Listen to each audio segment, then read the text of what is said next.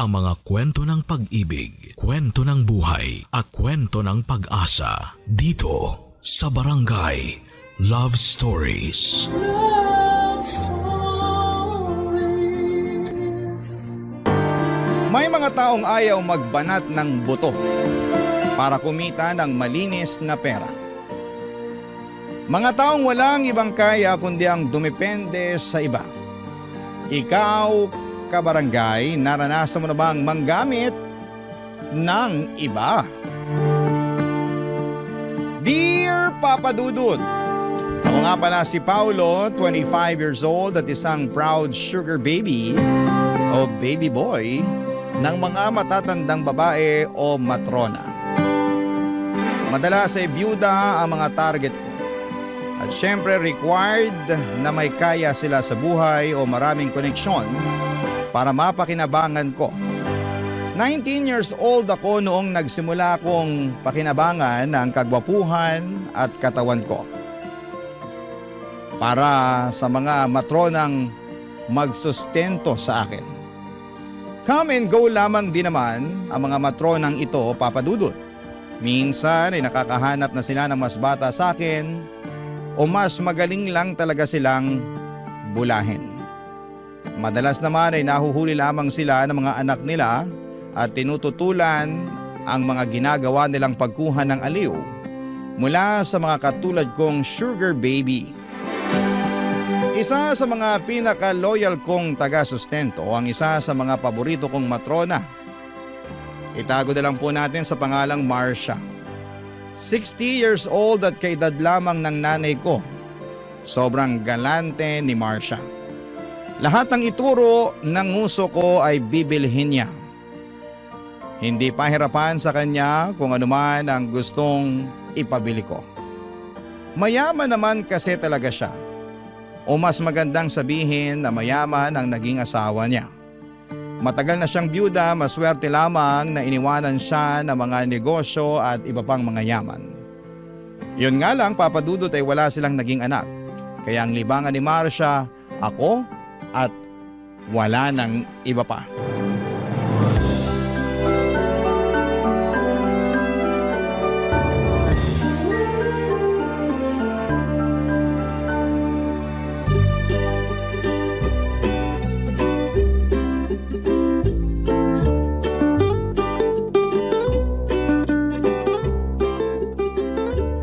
Pau-pau ko. Ay bakit na kasi maangot ang baby ko? Kasi naman. Wag na lang pala, nakakahiya. Ngayon ka pa ba nahiya sa akin? Nakita ko na ang lahat sa'yo eh. Uy, wag maingay. Baka marinig ng iba. Maingit pa bigla. Iinggitin ko talaga sila. Kasi wala silang baby boy na pinagpala na makinis pa. Nawawala na nga ang kinis ng balat ko dahil sa stress eh. Ay, hindi na to kaya ng moisturizer lang. Ay bakit ba kasi? Ano bang kailangan ng pau-pau ko? Wag na. Sasarilihin ko na lang to. Ay, wag namang ganun. Ano bang kailangan mo? Sunscreen from Korea o Japan? Meron ako nun. Gusto mo bang magpa-body scrub? Hindi yan ang kailangan ko eh. Ano nga? Nai-stress kasi ako, baby. Paano ba naman? Malapit nang kumupas yung mga t-shirt ko, kakalaba. Wala na rin sa uso. Hirap na ako mamili ng isusuot kada aalis ako. Yan lang ba ang problema mo? After ng meeting ko mamaya, pagsha-shopping kita. Hindi dapat kumukupas ang damit ng baby ko. Kasalanan ko rin naman. Kasi palagi ako naglalaba. Hand wash pa. Nai-stress na naman ako bigla. Tingnan mo naman itong mga kamay ko. Hawakan mo. Ay, ang lambot naman ng kamay mo. Hindi na nga malambot ang mga kamay ko eh. Tingnan mo nga oh. Konti na lang kasing gaspang na ng talampakan ko yung mga palad ko. Dahil sa kakalaba ko to eh. Bakit kasi ikaw pa ang naglalaba? Bakit hindi mo na lang ipalaundry? Ako na lang ang magbabayad. Wala kasi akong tiwala sa mga laundry shop. Baka mamaya mapag-interesan pa nila ang mga damit ko. Alam mo namang puro branded tong damit ko. Oo, alam kong branded yan. Ako kaya ang bumili lahat ng mga damit mong yan. O di ba? Kaya nga sayang kung nanakawin lang sa laundry shop. Kaya sana, ang gusto ko, bagong automatic washing machine. Yung meron na ring dryer para hindi na ako magpiga. Saka para tuyo na agad yung mga damit ko. Naku, iyan lang naman pala ang kailangan mo. Hindi mo na lang ako diniretso. O sige, bibigyan kita ng perang pambili niyan. Yun! Thank you, my loves, The best ka talaga. Saka syempre, huwag mong kakalimutan yung bayad para dun sa utility man na magkoconnect at mag-ayos ng washing machine sa bahay, ha? Oo, may kakilala ko. Ako nang bahala riyan. Huwag ka nang ma-stress.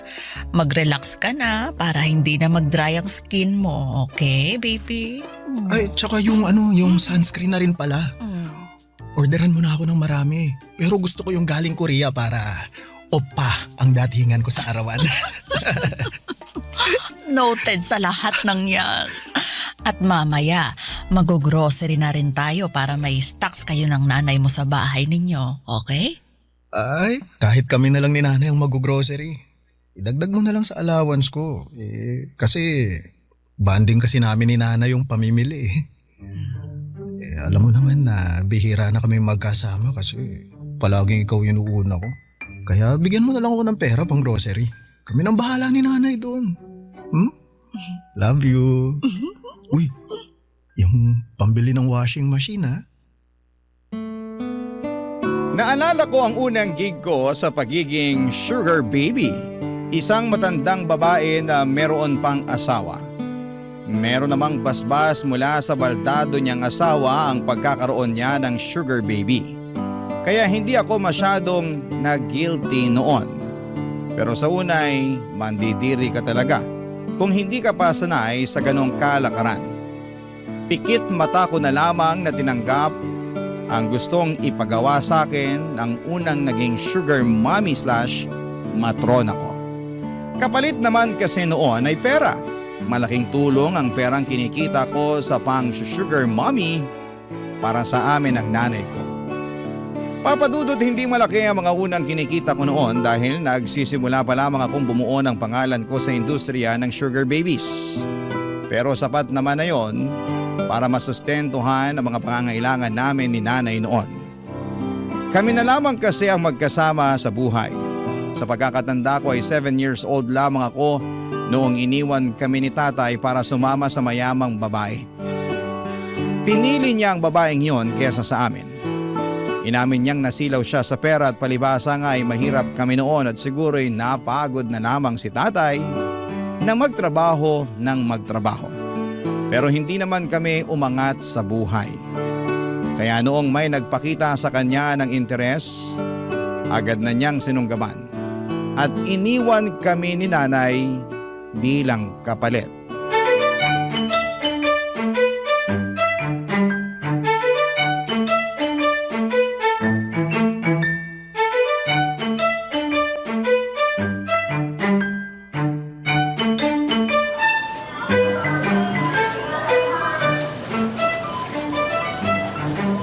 Ay, Paolo, bakit ba bigla-bigla kang nag-aya mag-grocery? Marami pa naman tayong stock sa bahay. Nay, balita ko kasi may bagyong parating kaya mabuti nang handa tayo. Ay, oo nga. Meron nga palang bagyong parating. Ilabas mo na lahat ng damit mong marumi mamaya pagka-uwi natin. Pati yung bedsheet mo, palitan na rin para maisama ko na sa labahan. Habang hindi pa nagtatago ang araw, mamadaliin ko ng paglalaba. Teka, relax ka lang, Nay. Hindi na natin kailangan ng araw para makapagpatuyo ng labada. Bakit? Ang ibig kong sabihin, bibilhan na kita ng automatic na washing machine. Ay, yung merong dryer? Yung hindi na kailangang bantayan palagi? Oo, bantayan na lang po natin yung bill ng kuryente kasi panigurado, tataas ang singil sa atin sa susunod. Ay, ayoko na pala niyan. Mataas palang konsumo sa kuryente. Talo tayo riyan. Hayaan mo na ako sa batsa at palo-palo. Kaya ko pa naman kahit mano-mano. Ay nako Nay, hindi ko naman nahahayaan na mas lalong gumaspang ang kamay nyo kakalaba. Kaya nga bibili na tayo ngayon ng washing machine para hindi na kayo mapapagod. Mahal ang singil sa kuryente ka mo. Walang problema ron Nay, kaya kong bayaran kahit umabot pa ng 10,000 ang kuryente natin kada 15 days. Sabi ko naman sa'yo, promoted ako sa trabaho ko, saka meron pa akong bonus kada buwan dahil marami akong naipapasok na kliyente sa office namin. Talaga ba anak? Naku, napakaswerte mo nga naman. Pero sana, makwentuhan mo ako tungkol dyan sa trabaho mo ha? Kasi nagtatanong sa akin ang mga tita mo. Wala naman akong masabi sa kanila kung anong trabaho mo tsaka kung bakit ganyang kalaki ang kinikita mo. Huwag na lang kasing magkwento sa kanila. Hindi naman nila kailangang malaman kung anong proseso sa trabaho ko Mahihirapan lang silang maintindihan kasi komplikado yung kalakaran dun sa office. Komplikado? Baka naman mamaya gumagawa ka ng illegal ha? Nako, di bali na magkanda sugat-sugat ang kamay ko kakalaba. Huwag ka lang papasok sa mga pinagbabawal na trabaho. Nay, legal po ang trabaho ko no? Kaya nga sa office ako pumapasok, di ba? Ano ba kasing klaseng trabaho yan? Kahit sa akin mo na lang ipaliwanag para maintindihan ko naman. Nay, hanggat maaari kasi kapag nasa labas na ako ng office, ayoko nang pinag-uusapan pa yung tungkol sa trabaho ko. Gusto ko lang mag-relax kapag kasama kayo. Kaya, alam nyo, bumili na tayo ng mga kailangan natin sa bahay. Tapos bumili na tayo ng washing machine, ha? Ay, anak, baka naman pwedeng maglambing ng sunscreen tsaka moisturizer. Kasi alam mo naman ang nanay mo. Nagkakaedad na. Kailangan ko ng panlaban sa katandaan. Nakita ko sa Facebook mainam daw ang sunscreen araw-araw. Ano ko, Nay? Merong regalo sa akin ng boss ko ng mga sunscreen galing Korea. Ay! Oo, bukas kukunin ko sa office. Yun yung gamitin mo para pwede ka nang humilera dun sa mga bida nung K-drama. Naku! Galing talagang Korea. Ay, maiinggit lalo sa akin ang mga kapitbahay natin pag nakita nilang kulay Koreana na ako. Mas lalo pa silang maiinggit kapag pinakinis pa kita lalo. Ay, paano mo naman ako mapapakinis, nak? Naku, Nay, magpapa-facial ka twice a month. Hindi lang yan, ha? Ako na rin ang bahala sa Glutadrip tsaka sa body scrub. Papatayin natin sa inggit yung mga kapitbahay natin na yan.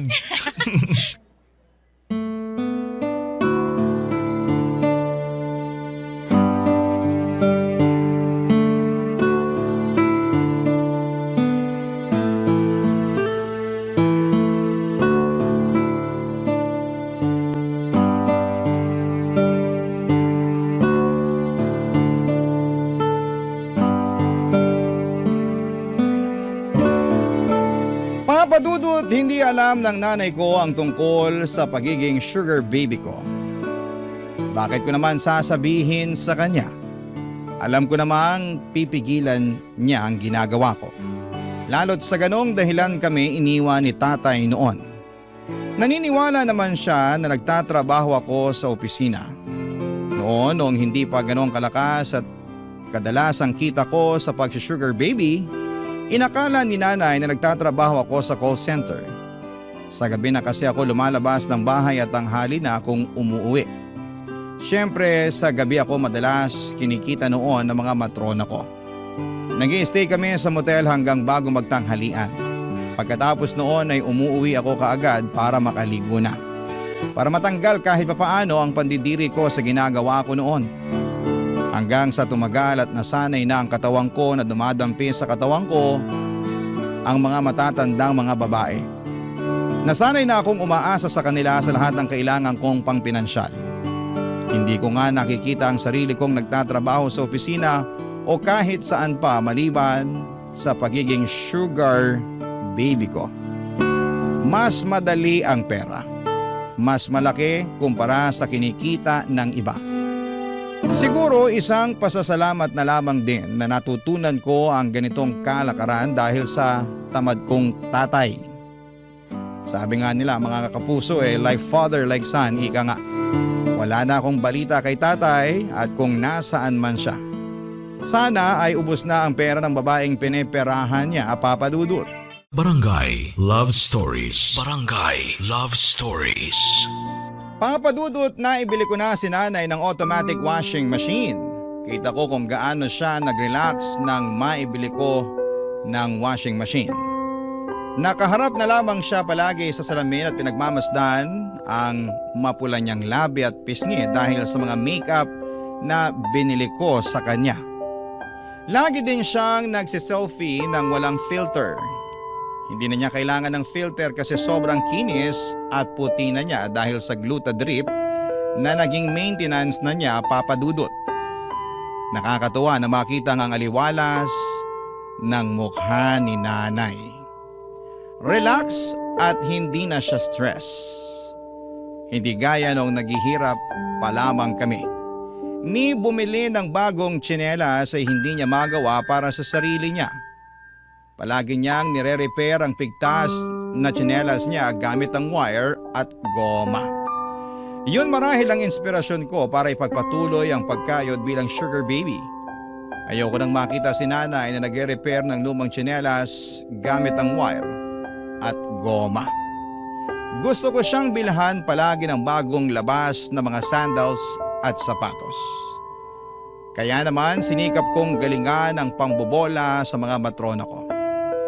Isa na sa ginagalingan ko ng pangbobola ay si Deli. Senior na rin at isang biyuda, Papa Dudut. Mabusisi ito sa mga inaabot niya sa akin at hindi kasing galante ni Marcia. Pero malawak ang koneksyon niya sa gobyerno at iba pa. Kaya alam kong magagamit ko yon para maambunan ako ng tulong balang araw kapag kinakailangan na.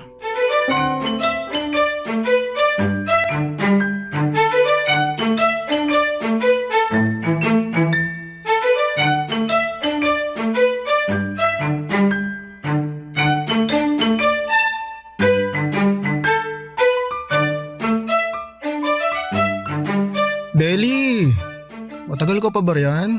Kanina pa ako rito sa kamo. Babad na ako rito. Teka lang at may inaasikaso akong mahalaga. Gusto mo ba lumabas na lang muna ako dito sa hotel para hindi ka maistorbo?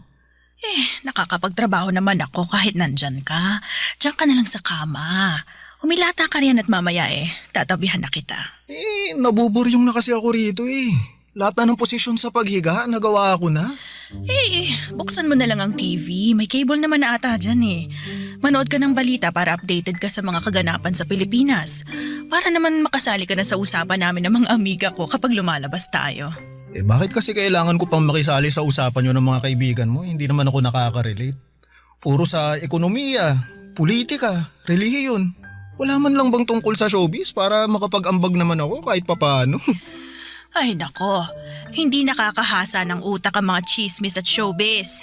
Habang bata ka pa lang, dapat busugin mo na ang utak mo ng mga iba't ibang kaalaman. Makakatulong yan sa'yo kapag nakikipag-socialize ka na sa mga matataas na tao. Ano ba yan? Palagi mo na lang akong pinapangaralan. Ang pinunta ko rito, lambingan. Hindi lecture, ha? Lambingan ba talagang pinunta mo o allowance? Syempre kapag may lambing, matik na yung allowance. Ay nako ka, mabuti na lang talaga at gwapong-gwapo ka. At malaki ang katawan. Kaya sulit ang allowance na inaabot mo sa akin, di ba? Kahit payat tong utak ko. Deli. Ay, wag mo na akong kulitin sa allowance mo. Nagdagdag na ako last month. Aba, matuto ka namang makontento. Hindi naman yun Ay, ano pala? Baka naman pwede mong matulungan yung tsuhin ko na nakulong. Kapatid yun ni nanay. Nakikiusap sa akin na magawa ng paraan yung kaso niya. Bakit sa akin ka lumalapit? Attorney ba ako? Pulis? Alam ko kasing marami kang koneksyon. Ano bang kaso ng tsuhin mo? Nakapatay. Nakapatay? Ewan ko ba dun sa tsuhin ko? Hold upper pala. Tapos ayun, hindi niya sinasadyang mapatay yung hino-hold up niya. Tinutukan lang naman ng bread knife ng tsuhin ko yung hino-hold up niya kaso biglang pumalag yung biktima. Sinuntok yung tsuhin ko. Syempre, kailangan lumaban ng tsuhin ko. Sinaktan na siya, di ba? Kaya ayun, napuruhan niya yung biktima. Paano, Deli? May lusot kaya? Marami pa akong kailangang alaming detalye. Siya, susubukan kong gawa ng paraan. Yay! Teka, Saan pa ba ang masakit sa'yo para malagyan ko na ng ointment? Yung tuhod mo? Nagbabadya ba ng rayuma yan? Yung balakang? Aling buto mo yung tumutunog ngayon para mahimas ko na? Ha?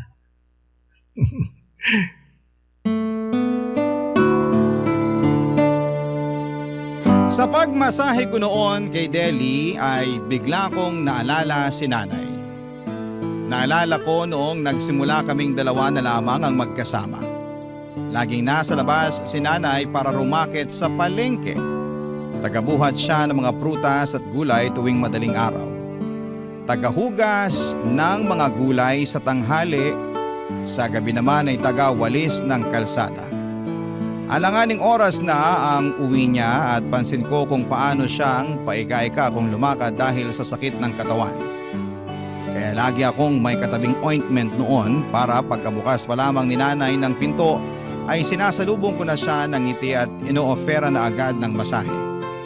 Doon ko nakikita kung paano ngumingiti si nanay sa akin, Papa Dudut. Para bang nawawala bigla ang pagod niya. Parang sa isang iglap ay lahat ng pananakit ng tuhod, kamay, likod at balakang niya ay nawawala ng bigla. Bata pa lamang ako ay natuto na akong magmasahe. Kaya naman nagamit ko yon sa mga teacher ko pagkatapos ng klase. Nagpapamasahe sila at syempre may bayad po yon. Inuuwi ko kaagad kay nanay para may pandagdag sa pambili ng ulam. Hanggang sa pagbibinata, nagamit ko ang pagmamasahe ko para kumita. Sa pagmamasahe ko nga sa isang pinagbabawal na spa, ay nakilala ko ang unang naging sugar mommy ko. Nagustuhan nila ang hagod ko at hinahanap-hanap nila yon, Papa Dudut.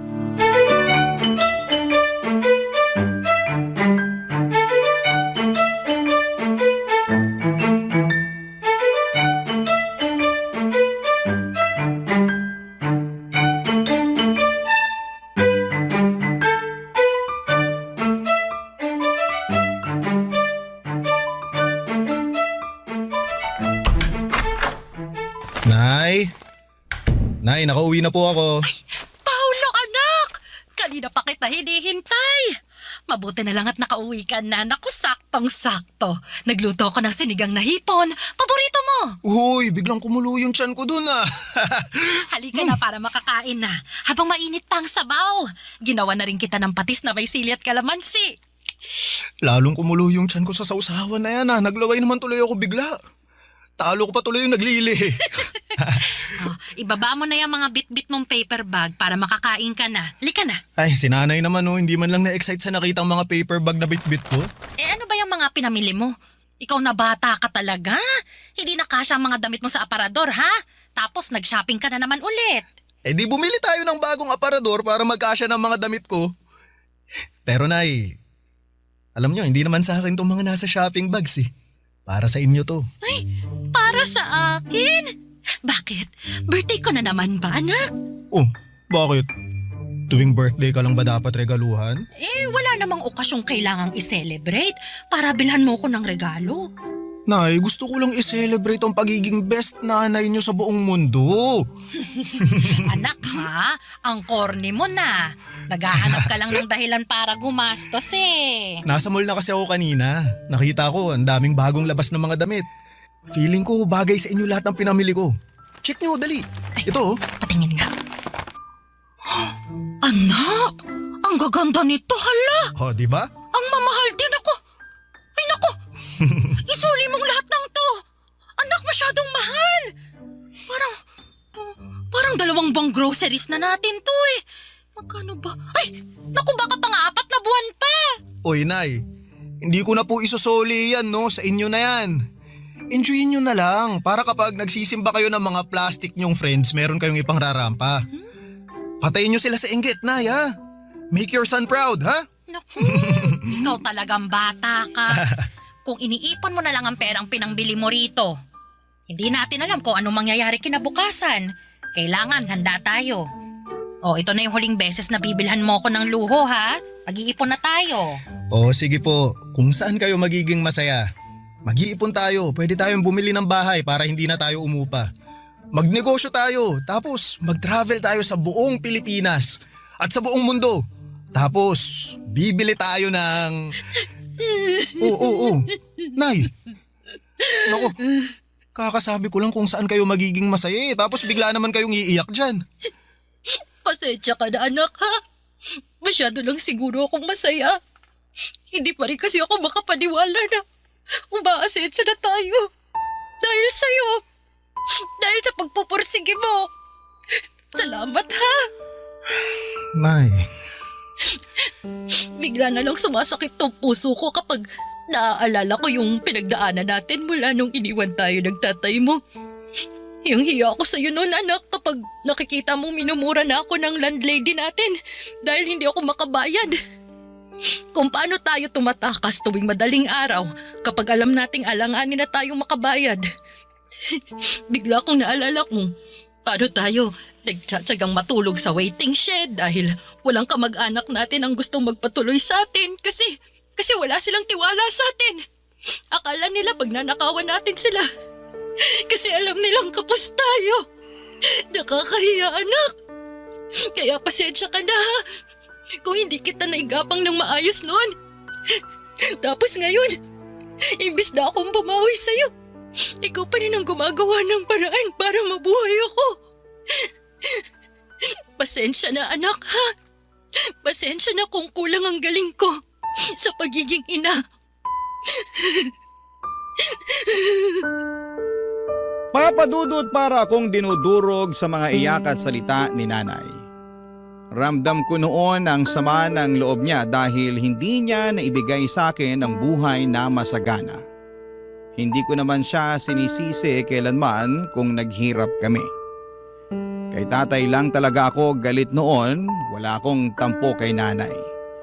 Alam kong ginawa niya ang lahat, kaya nga nagpursige ako para makaahon kami sa hirap. Ginawa ko po ang lahat kahit pa sabihin ginamit ko ang katawan ko para mabuhay kami. Wala akong ibang gustong mangyari kundi ang mabigyan ng magandang buhay si nanay, Papa Dudut. Bata pa lamang ako ay pinangako ko na yon sa kanya. At hanggat kaya ko, hanggat napapakinabangan ko pa ang itsura at katawan ko ay hindi ako titigil na gawin yon. Niyakap ko si nanay at pinatahan.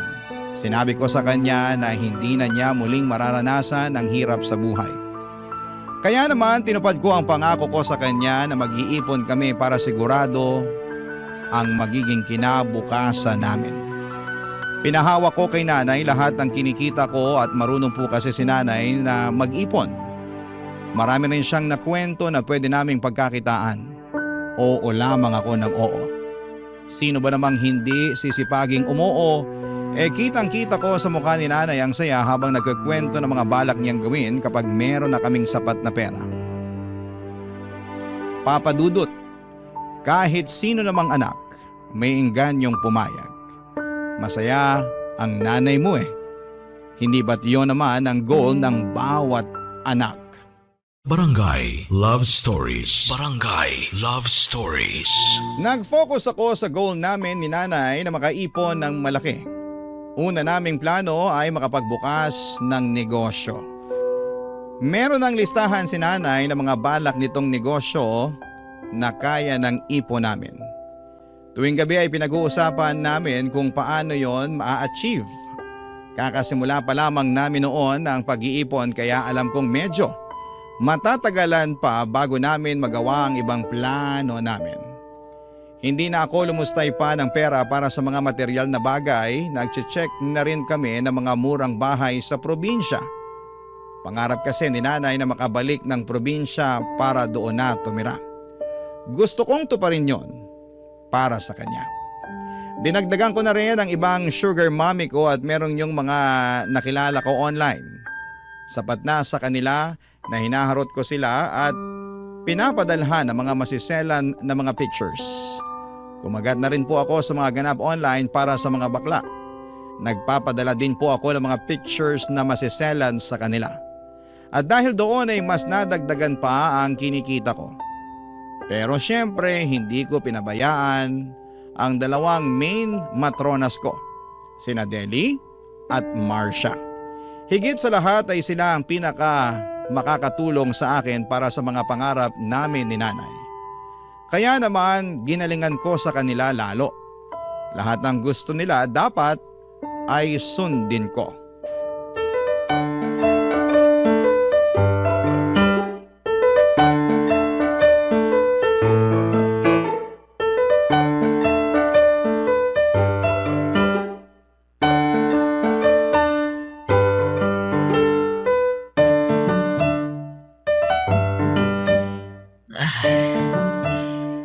Paulo, tumawag ka nga ulit sa reception ng puwisit na motel na to. Ang init. Hindi pa ba magagawa ang aircon nila? Ayoko ng electric fan lang. Kakatawag ko lang, di ba? Baka magalit naman na sa atin yung nasa reception. Baka makulitan na sa atin, mas lalo pang i-delay yung pag-aayos nitong aircon na to. Ewan ko ba naman kasi sa'yo kung bakit dito mo pa napiling mag-check-in. Afford ko naman ang magbayad ng mamahaling hotel. Bakit sa motel pa na to ang gusto mo? Kaysa naman mapunta sa hotel yung pera mo, di ba? Sa akin mo na lang ibigay. Panigurado namang mag-e-enjoy ka sa akin ngayon. Pang 5-star review ang galawan ko mamaya, abang ka lang. Ikaw talaga? Dinadaan mo ako palagi sa ganyan, ha? Ikaw lang tong nakapagpapapayag sa akin na humiga sa kama ng cheap na motel na to. Hindi ako sanay sa ganito.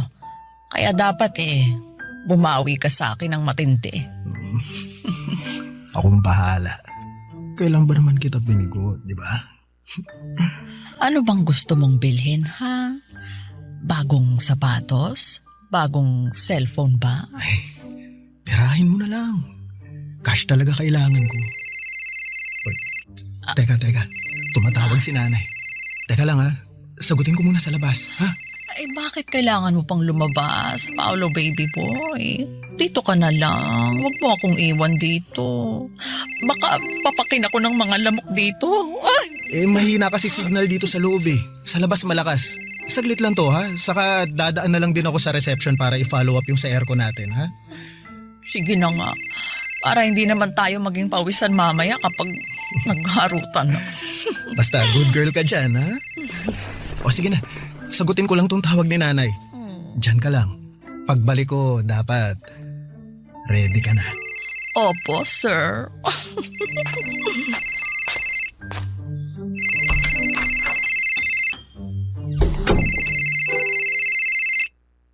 Hello, Deli? Napatawag ka? Kanina pa kita tinitext, hindi ka nagre-reply. Nako, sorry. Kasama ko kasi si nanay eh. Nagluluto kami. May balita na ba dun sa pinapaayos kong permit para sa negosyo ni nanay? Kaya nga ako tumawag sa'yo. Ayos na yon. Pumunta ka na lang bukas sa opisina ko. Pag-usapan natin yung mga kailangan yung ipasa. Ako na lahat ang mag-aasikaso nun. Yes! Hulog ka talaga ng langit, Deli! Salamat ha! Ay, thank you. May ka pa yung tono? Alam ko. Akong bahala sa'yo. Gusto mo ba sa office natin gawin? Bakit pa ba kita papupuntahin ng opisina ko kung hindi ko rin gustong gawin ng alam mo na? Akong bahala. Bawing-bawi ka sa tulong mo sa akin. Oh, sige na. Babalikan ko na si nanay. Magluluto pa kasi kami ng ulam eh. Usap na lang tayo bukas, ha? Good night. Bye.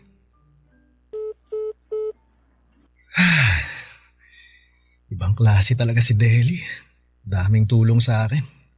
Pero teka, unahin ko muna tong si Marcia. Marcia? Ready ka na ba? Eto na ako.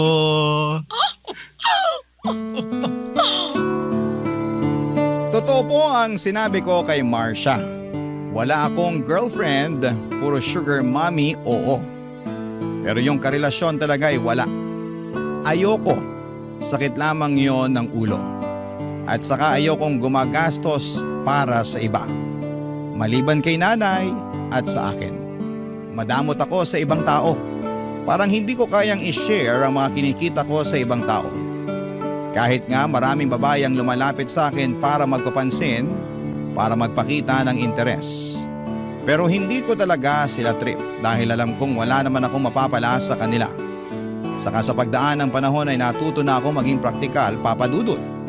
Alam kong pera ang dapat mangibabaw sa lahat. Kung hindi naman yon maibibigay sa akin ng isang babae, wala siyang magiging puwang sa buhay ko. Pangarap at sinanay lang ang pinagkakaabalahan ko sa lahat. Sa pagdaan pa ng mga buwan sa tulong ng mga sugar mommy ko ay malaki nga ang naipon namin ni nanay. Hindi na rin problema mga permit sa negosyo at sa mga tatangkilik dito. Dahil bahala na raw si Deli doon. Yun talaga ang nagustuhan ko kay Deli. Hindi man siya kasing galante ni Marcia pero gusto niya akong maging wais sa pag-handle sa pera. Siya pa nga itong tumutulong sa akin para makaipon pa ng mas maayos. Hanggang isang araw.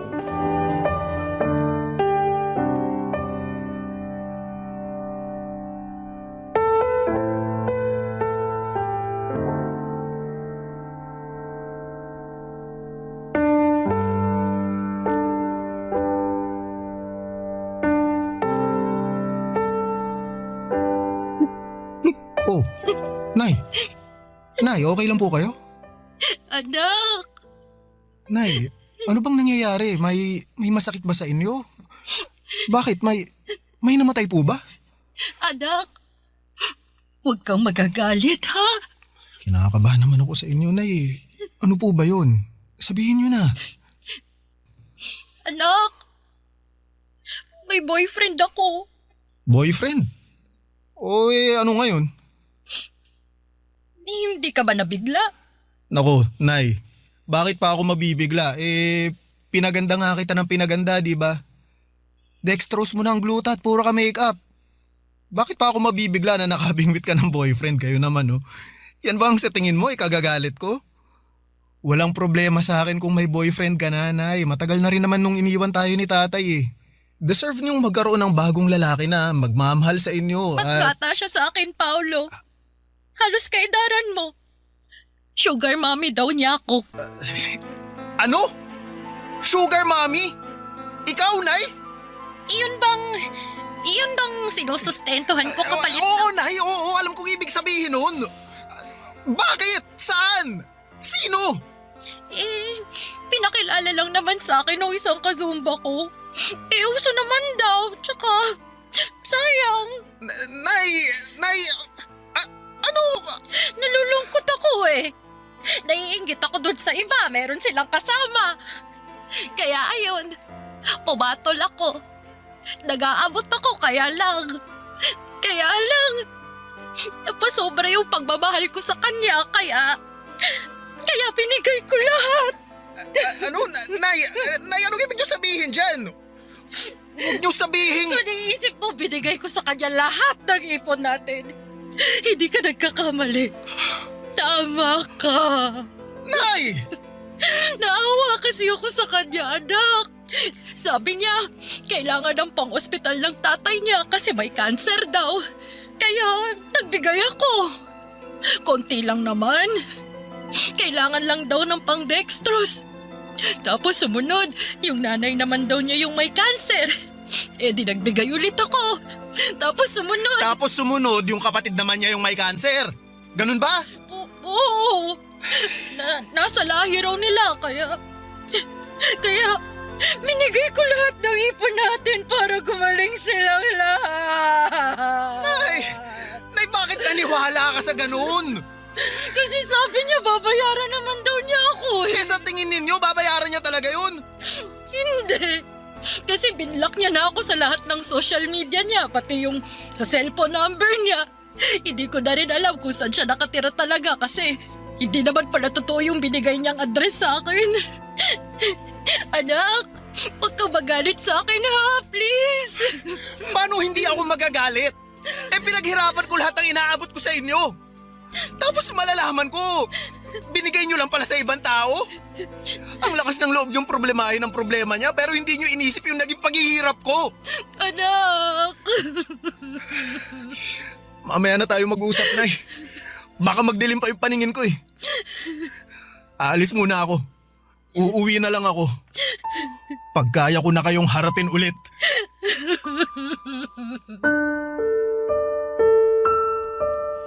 Papadudot, muntikan ko nang aminin noon kay nanay ang tungkol sa pagiging sugar baby ko. Para maintindihan niya kung gaano kahirap ang pinagdadaanan ko para lamang kumita ng pera. Para lamang makapag-ipon kaming dalawa. Pero itinikom ko na lamang ang bibig ko. Masyado nang maraming nangyari at baka mas lalo pang sumama ang loob ni nanay kapag nalaman niya ang katotohanan.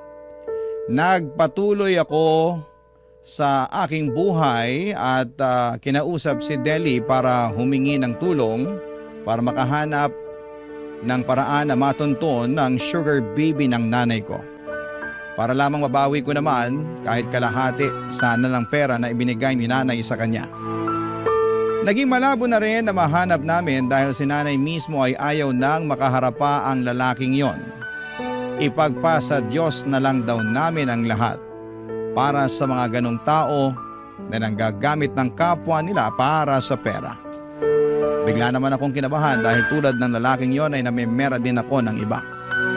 Pinabayaan ko na nga lang din, Papa Dudut. Siguro'y yun na rin ang karma ko dahil sa mga penerahan kong matatanda.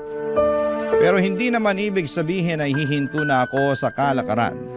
Ang pagiging sugar baby lang ang alam kong paraan para mabuhay kami ni nanay at makabawi ulit. Papadudot, nagpatuloy ako sa ganong buhay. Nagsimula ulit kaming mag-ipon. Ang mahalaga na lamang sa ngayon ay natuto na si nanay at nangako na siyang hindi na ulit magpapahulog sa isang sugar baby o baby boy. Maraming pong salamat sa pagbasa ng aking liham. Ang inyong kapuso at kabarangay forever, Paulo. Ano ang masasabi mo sa ating Barangay Love Stories today? Aabangan namin yan sa aming comment section.